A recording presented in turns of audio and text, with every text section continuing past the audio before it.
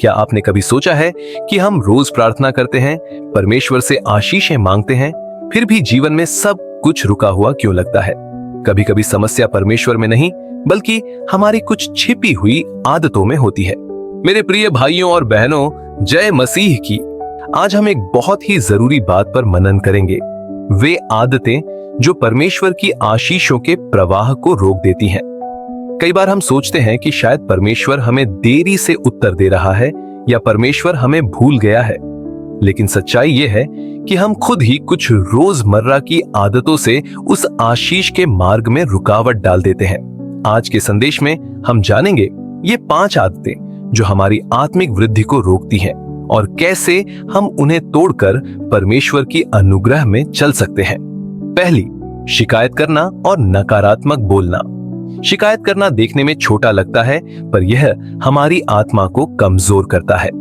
इस्राएल के लोग जंगल में परमेश्वर की उपस्थिति में थे, उनके पास भोजन था, पानी था, फिर भी उन्होंने लगातार शिकायत की। गिनती 14:27 से 29 में लिखा है कि उनकी कुड़कुड़ाहट के कारण वे प्रतिज्ञा की भूमि में प्रवेश नहीं कर पाए।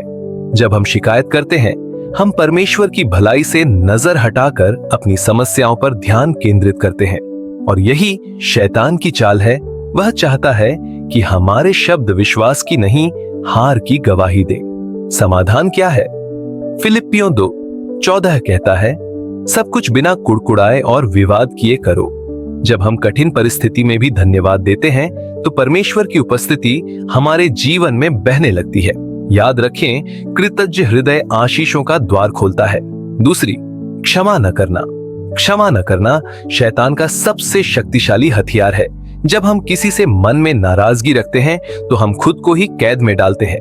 मत्ती 6:15 कहता है, यदि तुम लोगों के अपराध नहीं क्षमा करोगे तो तुम्हारा स्वर्गीय पिता भी तुम्हारे अपराध क्षमा नहीं करेगा। इसका मतलब है कि क्षमा न करना केवल दूसरों को नहीं बल्कि हमारे और परमेश्वर के बीच संबंध को भी नुकसान पहुंचाता है। शैतान यही चाहता है कि हम बार बार वही दर्द याद करें और कटुता में जिए। पर याद रखें, क्षमा करना गलती को सही ठहराना नहीं है बल्कि खुद को बंधन से मुक्त करना है। आप क्षमा इसलिए नहीं करते क्योंकि सामने वाला योग्य है, बल्कि इसलिए क्योंकि आप स्वतंत्रता के योग्य हैं। क्षमा से शांति, आनंद और परमेश्वर की आशीष फिर से आपके जीवन में लौट आती है। तीसरी, प्रार्थना और वचन की अनदेखी करना।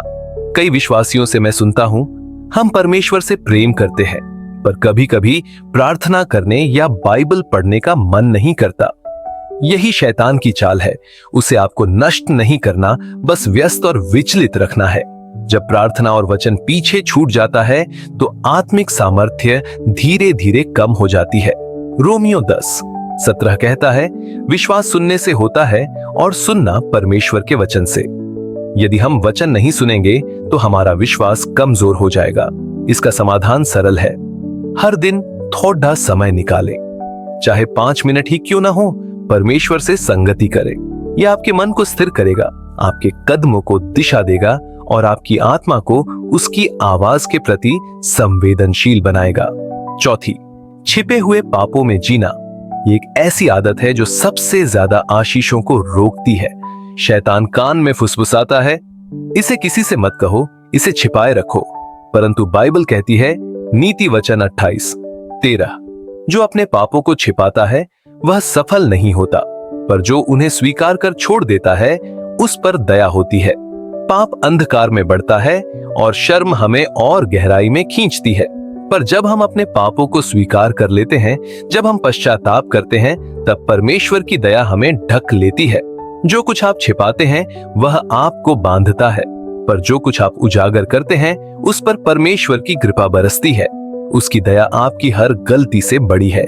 पांचवी, अपनी ही सामर्थ्य पर निर्भर रहना। यह आदत बहुत सूक्ष्म है पर सबसे खतरनाक भी।